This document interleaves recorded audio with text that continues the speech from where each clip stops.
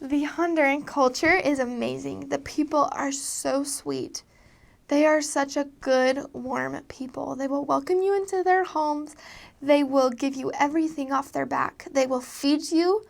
It's hard if you go into a house and they see that you're hot and sweating, which you will be hot and sweaty every single day and every single appointment.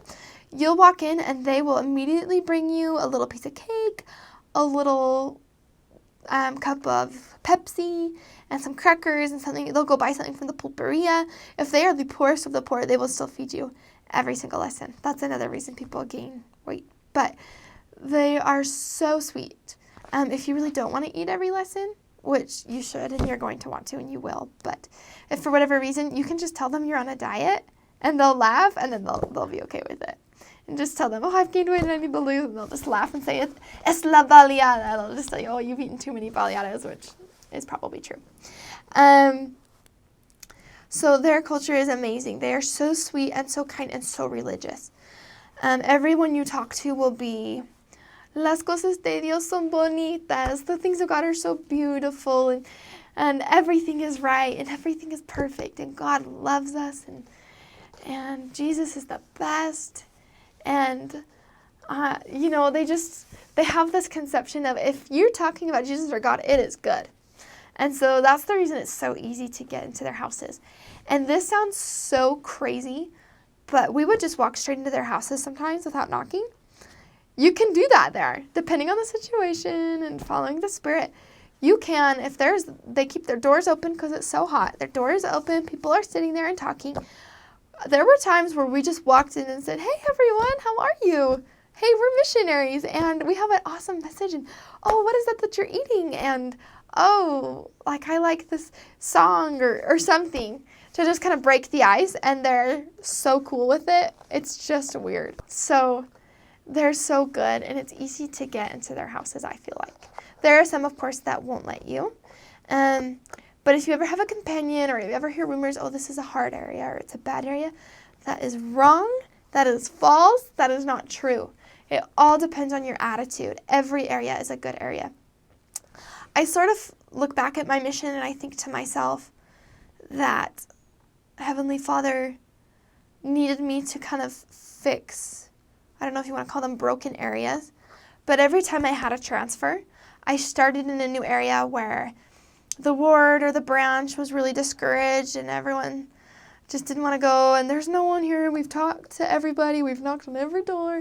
And that is so not true.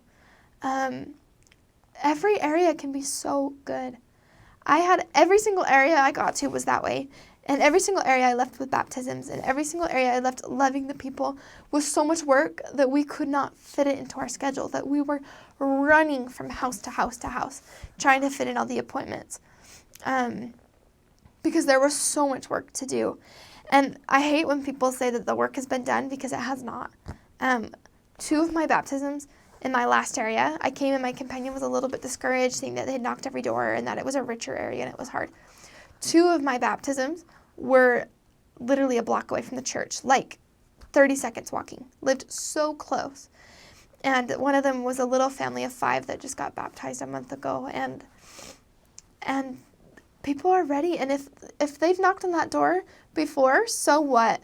You probably talked to the sister in that family. The next time somebody knocks on that door, it could be the brother, and maybe the brother's ready.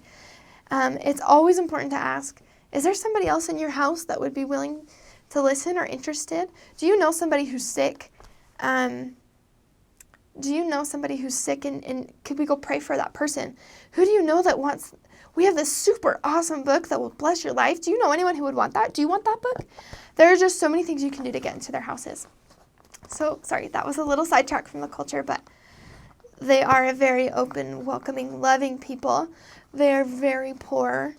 There are a couple of more rich areas, but the people are very poor, and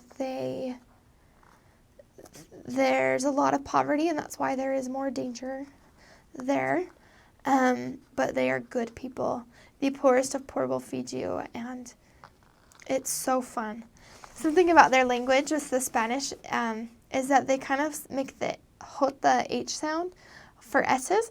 So it's not everywhere you go and it's not everyone you talk to, but there are people that'll say San Pedro Sula instead of San Pedro Sula. Most of the time they'll say San Pedro, but they'll say like nosotros instead of nosotros, which means we. So nosotros estábamos. It's just really funny. They always say the word macizo. Macizo is like awesome or cool. Que macizo. And normally when the other Hispanic missionaries arrive, they're like, that's so weird because the word macizo, I think if you look it up in the dictionary, it means like hard, like a hard chair.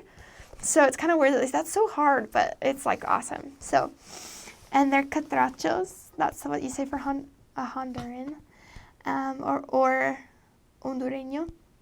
Oh, Hondureña.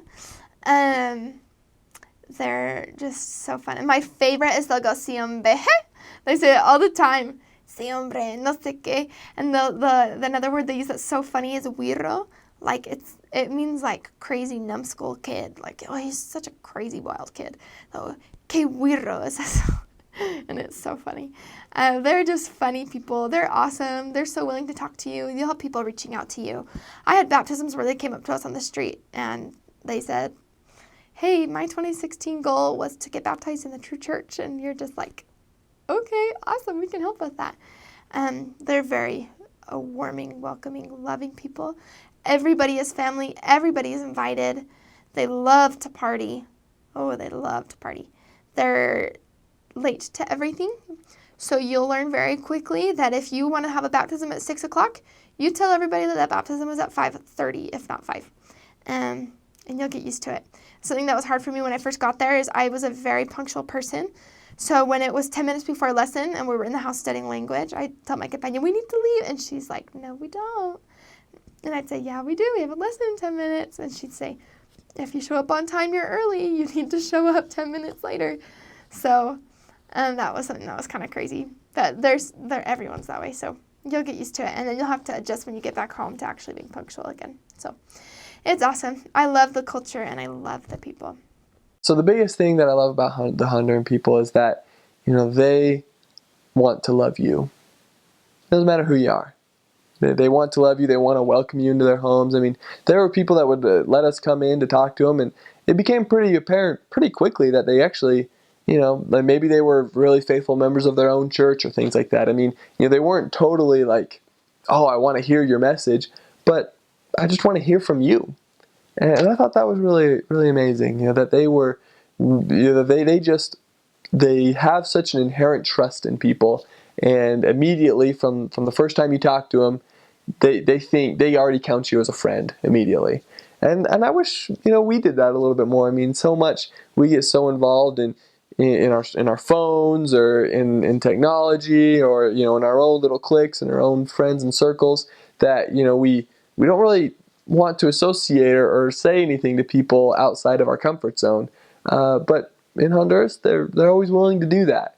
Everyone is their friend. In fact, I remember after I came home from my mission, I ended up going to the store with my sister, and I was going to the store, and I'd been used to being in Honduras, and so I was saying hi to people, and talking to people, and one of the store people, had their name tag, so I was calling them by their name and things like that. And I remember, I went home, and Elizabeth, my sister, went to my parents and said, "Brian's weird." And my parents said, "Why?" And Elizabeth said, "Because he's like just talking to everybody. It's weird. It's strange. Like, people that he's just saying hi to random people at the store." And I laughed, and she kind of teased me about it. But it was because that's the way it is in Honduras, that people want to say hello to you.